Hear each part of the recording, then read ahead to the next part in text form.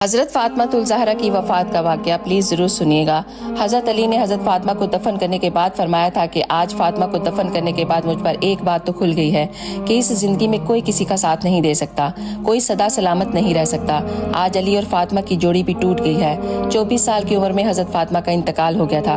हज़रत फ़ातिमा ने मरने से पहले अपनी हातिमा से कहा कि मेरे लिए गुस्ल का पानी रखो, और फिर हज़रत फ़ातिमा ने खुद गुस्ल फरमाया और उसके बाद अपनी चारपाई को अपने घर के दरमियान रखवाया और कपड़े पहने। तो उस वक़्त हज़रत अली रज़ी अल्लाह ताला अन्हु घर से बाहर थे।